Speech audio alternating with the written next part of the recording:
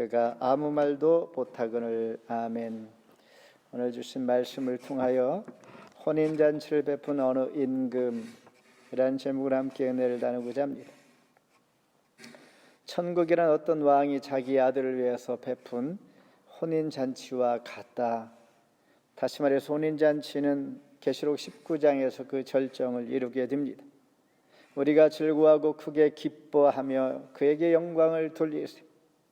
어린 양이 혼인 기하기 이르렀고 그의 아내가 자신을 준비하였으므로 그에게 빛나고 깨끗한 세마포 옷을 입도록 허락하였으니 이 세마포 옷은 성도들의 옳은 행실이라. 혼인잔치에 청함을 받은 자는 복이 있도다 그랬습니다.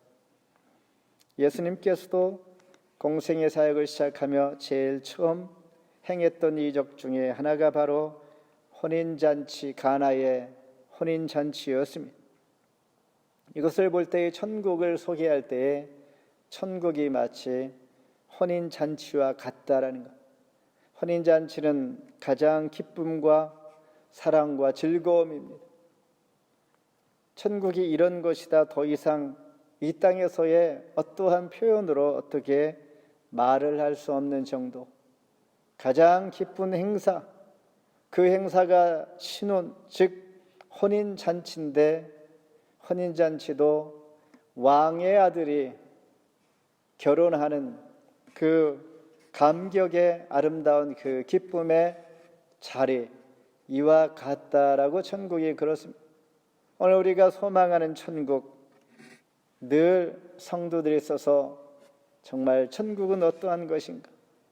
가보지 않고는 알 수가 없지만은 하나님 말씀과 오늘 말씀을 통하여 간접적으로 소망하면서 우리에게 다시 한번 용기와 큰 위로와 힘을 얻는 시간 되기를 바랍니다. 첫째, 혼인잔치에 오라 하였더니입니다. 3절에 읽어보니 그 종들을 보내어 그 청한 사람들을 혼인잔치에 오라 하였더니 오기를 싫어하거늘 그랬습니다. 당시에 정혼을 하게 되면 약 1년 정도의 시간을 가지고 결혼을 하게 됩니다. 그렇다는 것은 오늘 오라 하였더니 라는 말은 이미 정혼할 때 초청장을 받았습니다. 그리고 초청장을 받고 약 1년 가까이 되어서 이제 결혼날이 되었으니 오라 한다는 것은 아마도 멀리서 흩어진 각각 지역에서 와야 하기 때문에 이 왕의 아들의 잔치에 청함을 받은 자는 정말 복된 자의 축복 중에 복입니다. 이런 기대를 가지고 그들이 기다리며 예복을 입고 갈 준비를 할 때 아마도 왕의 자리에 초청을 받았으므로 왕이 각 사람들, 초청장을 보낸 사람들에게 마차를 준비하여 그들이 함께 올 수 있도록 이와 같은 배려를 하고 있었을 것이다 라는 것입니다. 이제 초청받은 자들은 가기만 하면 되는 것입니다. 그들이 준비한 마음으로 가기만 하면 되는데 혼인잔치에 오라 하니까 당연히 임금과 그의 잔치 자리에 있는 초청하는 주인들은 당연히 오리라 생각했는데 놀랍게도 거절한 것입니다. 이것이 두 번째 초청이었습니다. 그래서 종들을 보내어 잔치에 오라 하면서 또 한 번 오기를 거절하니 5절에 그들이 돌아보지도 않고 한 사람은 자기 밭으로 한 사람은 자기 사업하러 가고 마땅한 이유가 있긴 합니다. 농사의 수확을 위해서 자기 밭으로 또한 사업장, 지장이 없도록 가는 것 도덕적으로 문제가 되지는 않습니다. 그런데 이들은 왕이 초청했음에도 불구하고 오래전에 또다시 초청한 두 번째를 초청을 거절하게 되는 이들. 그렇다면 이들은 어떠한 대가를 치르게 되는가? 6, 7절에 보니까 그 다음은 자들은 종들을 잡아 모욕하고 죽이니 임금이 노하여 군대를 보내 그 살인한 자들을 진멸하고 그 동네를 불사르고 종들을 시켜서 초청을 부르기에 갔는데 종들을 잡아 죽였다라는 것입니다. 얼마나 임금이 화가 났냐면 군대를 보내서 이들을 전부 다 진멸하고 그 마을 아예 불사르고 하나도 남김없이 다 죽게 했다는 것입니다. 너무나 임금은 화가 났던 것입니다. 그래서 임금은 이제 그 잔치가 배설되니 그 잔치 자리가 치워져야 하므로 누구든지 데리고 오라고 했습니다. 사거리에 나가서 많은 사람들이 오가는 자리에 나가 오라 할 때에 누가복음에서는 이렇게 표현하고 있습니다. 누가복음 14장 21절에 가난한 자, 몸 불편한 자, 맹인들과 저는 자들 그랬습니다. 그러니까 마지막으로 자리를 채우기 위해서 부름을 받은 자들은 노약자들, 불편한 자들, 세상 말로 정말 장애자들이 많이 그 자리를 채우게 된 것입니다.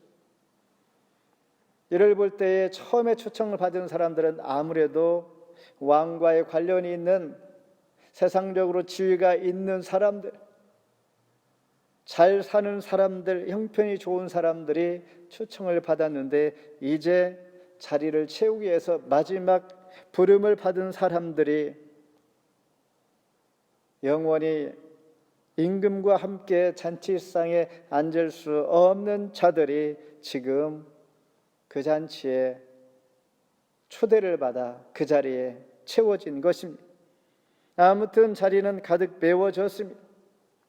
그런데 중요한 것은 그 잔치의 끝 무렵이 살벌한 이야기로 끝이 납니다. 11절에 임금의 손님들을 보러 들어올세 거기서 예복을 입지 않은 한 사람을 보고 이르되 친구야 어찌하여 예복을 입지 않고 여기 들어왔느냐 하니 그가 아무 말도 못하거늘. 이렇게 잔치는 마무리를 하게 되는데 임금이 사환들을 시켜서 예복을 입지 않은 자는 손발을 묶고 바깥 어두운 데 내던지라 거기서 슬피 울며 이를 갈게 되리라 하니라. 굉장히 비참하게 마무리가 됩니다. 그런데 우리는 여기에서 이상한 이야기가 왜 이렇게 끝나는가 궁금하게 됩니다.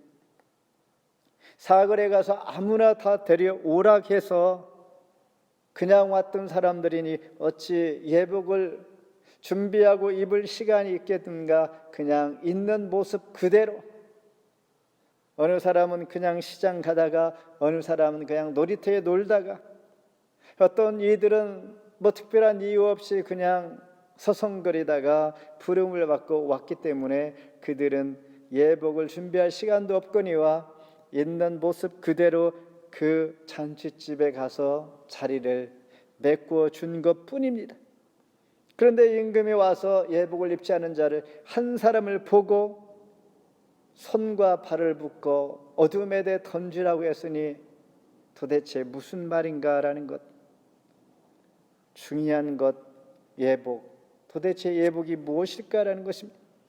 갈라디아서 3장 27절에 보면 세례를 받은 자는 그리스도로 옷 입었느니라 그랬습니다. 예수를 믿는 자, 예수 믿는 예수의 믿음, 이것이 그리스도의 옷입니다. 우리가 입는 옷, 예복, 이것은 여기에 보인 사람들은 입을 만한 형편이나 아니면 준비할 시간이 없었던 사람들이 그냥 왔기 때문에 여기서 예복을 말하는 것은 우리가 입는 드레스업이 아니라 믿음입니다. 믿음이 없는 자는 천국의 자리에 갈 수가 없다라는 것입니다. 예수 그리스도의 믿음으로 준비되지 않은 자는 그 자리에 참석할 수도 없을 뿐만 아니라 어둠에 그냥 손과 발이 묶여서 던져진다라는 것입니다. 천국은 임금의 하나님의 아들 영광스러운 결혼 혼인 잔치의 기쁨과 즐거움과 감사가 넘치는 자리인데 그 자리는 오직 믿음으로 예수 그리스도의 이름으로 그리스도의 옷을 입어야만이 된다라는 것입니다. 그렇다면 밭과 사업차로 초청을 거부하고 떠났던 사람들은 왜 그렇게 갔는가? 그들은 앞서 얘기한 것처럼 부도덕한 것도 악한 일도 아니었습니다. 그들의 일상이 그냥 왕의 초청보다도 더 중요하고 우선했다는 것입니다. 왕의 초청이 영광스러운 이 모습을 그들은 모르기 때문입니다. 그것이 얼마나 중요한지를 모릅니다. 영의 눈을 뜨지 아니하면 하루하루 그냥 우리가 열심히 살아가는 것이 최고라고 생각합니다. 열심히 살아가는 것 중요하지만은 하나님께서 우리를 초대하는 자리, 예배의 자리, 만남의 자리, 교제의 자리, 성도의 교제의 자리가 얼마나 복된 것이고 중요한지를 우리가 안다면 아무리 바쁜 일이 있을지라도 하나님 앞 구별하여서 드리는 시간들 우선순위로 하게 되는 것입니다. 그러니 내 생각과 나의 믿음 따라서 모든 것이 결정이 되는 것입니다. 오늘 우리가 예배 드리는 것, 하나님 안에서의 성도의 교제, 만남, 이것이 얼마나 중요한 건지를 우리가 알기에 함께 동참해 하나님 앞에 예배하고 성도의 교제와 사랑으로 하나님 앞에 찬송하는 것, 복된 것인 것을 우리가 감사하면서 이 자리가 바로 왕이 우리에게 초청한 왕의 아들의 혼인잔치의 자리다라는 것입니다. 두 번째는 가이사의 것은 하나님의 것은 하나님의 것이라. 21절 같이 한번 읽습니다. 이르되 가이사의 것 이니이다. 이에 이르시되 그런즉 가이사의 것은 가이사에게 하나님의 것은 하나님께 바치라 하시니. 21장부터 오늘 본문에 이르기까지 여러 비유들 중에서 두 아들의 비유. 큰 아들은 아버지와 약속을 했으나 나중에 그는 함께 일터에 가지 않았습니다. 둘째 아들은 가지 않겠다고 했으나 나중에 돌이켜서 아버지의 말을 듣고 함께 동참하여 도왔던 그 아들을 아버지의 뜻대로 하였다라고 말하고 있습니다. 포도원 집 주인 농부들에게 주인의 땅을 빌려주었고 추수할 때가 되어서 새를 거두러 갔는데 죽이는커녕 오히려 종들을 다 죽이고 주인의 아들까지 죽이면 자기의 것이 되겠다라고 했던 이 농부들의 마음, 그리고 오늘 본문에서의 왕의 아들의 혼인잔치 비유를 볼 때에 오늘 말씀을 듣고 귀담아 듣는 대상 중에 바리새인들이 있는데 이들이 찔림을 받게 되었습니다. 특별히 14절에 보면 청함을 받은 자는 많되 택함을 입은 자는 적으니라. 많은 사람들의 청함을 받고 왔지만은 택함을 받은 자, 믿음으로 천국을 소유하며 천국의 잔치에 정말 기쁨으로 동참할 많은 사람은 적다라고 말씀하실 때에 바리새인들을 의미합니다. 유대인들을 의미하는 것입니다. 그들이 들을 때는 분명히 자기들을 향한 예수님의 메시지로 받아들이고 그들은 참기 어려운 모욕적인 느낌이었다라는 것입니다. 그러면서 그들은 예수님의 말씀을 듣고 이제 예수를 죽이려고 함정이 있는 질문들을 합니다. 첫 번째 17절에 이렇게 질문합니다. 그러면 당신의 생각에는 어떠한지 우리에게 이르소서. 가이사에게 세금을 바치는 것이 옳으니까 옳지 아니하니까 하니. 세금을 바칠 때 로마의 통치하에 있던 이스라엘 땅에 가이사의 그 얼굴이 있는 동전, 그 돈은 가이사에게, 그리고 하나님의 것은 하나님께 드리는 것이 옳다라고 주님께서 정확히 말씀했습니다. 만일 세금을 가이사에게 다 한다 그러면 하나님을 모독하는 것이요 하나님께만 해야 한다 그러면 이 땅의 최고의 통치권자 가이사를 배격하는, 반대하는 그런 죄로 예수님 오히려 더 어렵게 죄목을 씌워서 죽이려고 했던 것입니다. 그러면서 예수님께서는 21절 유명한 이 말씀을 한 것입니다. 가이사 것은 가이사에게, 하나님의 것은 하나님의 것으로 바치는 것입니다 라고 말씀했습니다. 이 논쟁을 하는 것은 지금 예수님이 유월절을 맞이하여 예루살렘에 올라가 십자가를 질 것을 주님은 알고 있었고 예수님 외에는 아무도 그렇게 피부로 느끼지 못하고 있는 상황이었습니다. 그렇다면 가이사의 것은 무엇이고 하나님의 것은 무엇인가? 무엇이 형식이고 무엇이 본질이고 어떤 것이 하나님의 것이고 어떤 것이 세상의 것인가?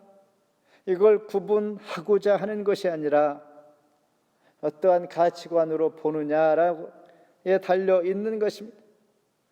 죄로 인하여 얼그러진 우리의 모습이 예수 그리스도를 바라보는 말미암아 하나님의 형상을 되찾는 것입니다. 이것은 가이사, 이것은 하나님의 것, 이것이 아니라 우리 마음이 믿음의 하나님의 사람들이 예수 그리스도를 바라보며 하나님의 형상 그리스도의 마음을 되찾는 것이 바로 오늘 하나님의 통치 아래 놓이게 되는 것이다 라는 것입니다. 마지막으로 너는 어떻게 생각하느냐 42절 같이 읽습니다.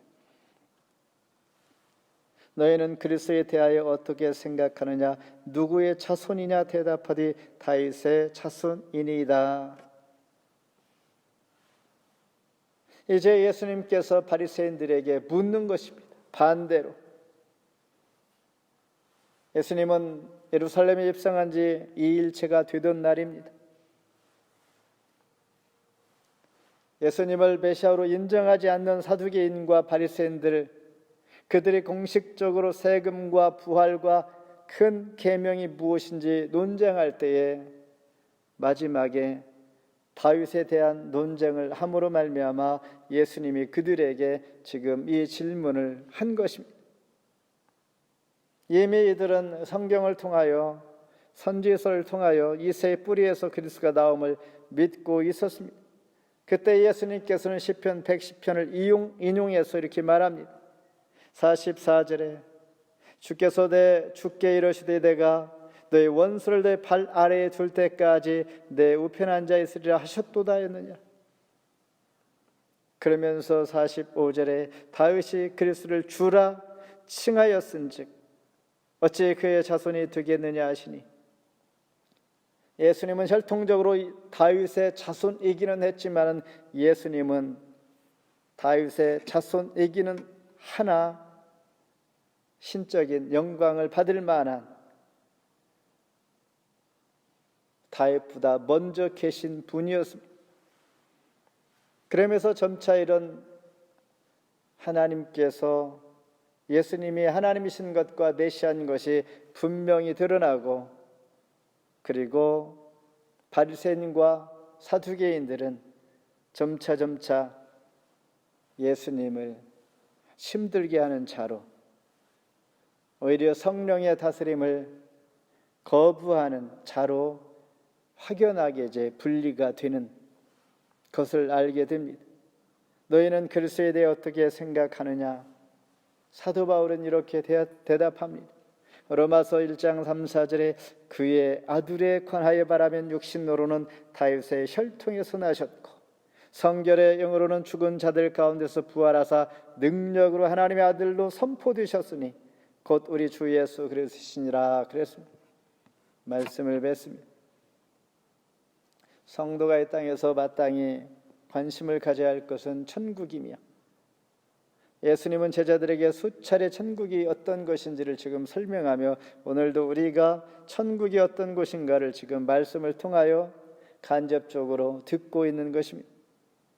천국은 이 땅의 최고의 기쁨과 잔치의 자리, 왕의 아들의 결혼식, 혼인잔치. 왜냐하면 천국을 소망하는 자들이 이 기쁨을 간접적으로 조금이나마 이 땅에서 맛을 볼 때에 천국이 어떤 건지를 바로 이해할 수 있기 때문입니다.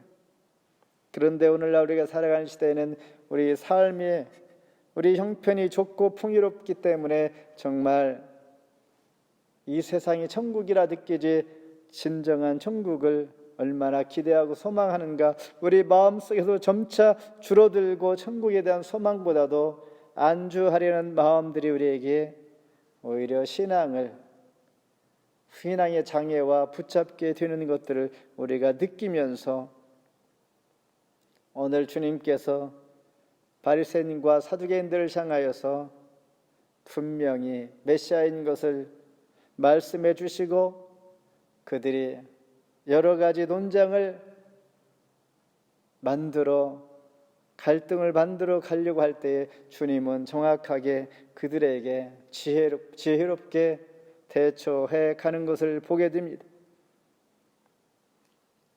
그러면서 그들은 진정한 율법과 의로 그들은 채울 수가 없는 것, 오직 그리스도의 옷으로만이 우리가 새롭게 예복을 준비하여서 그 잔치에 참여할 수가 있다는 것. 천국에 대한 이야기는 우리에게 소개했는데 그곳을 우리가 어떻게 참석하여 초청을 받은 자로 그 기쁨을 누릴 수가 있는가라는 것을 우리는 그리스도의 의로 옷을 입어야 합니다. 세례 받음으로 말미암아 이미 그리스도의 옷을 입었는데 이 옷을 우리가 날마다 앞에 말씀드린 계시록에서 내 자신의 행실을 옳게 하는 것, 예복을 빨며 깨끗이 유지해 가는 이 삶이 진정한 천국의 잔치에 동참할 수 있는 자격이요 소망을 가질 수 있는 성도의 의무인 것입니다. 기도하겠습니다. 하나님 감사합니다.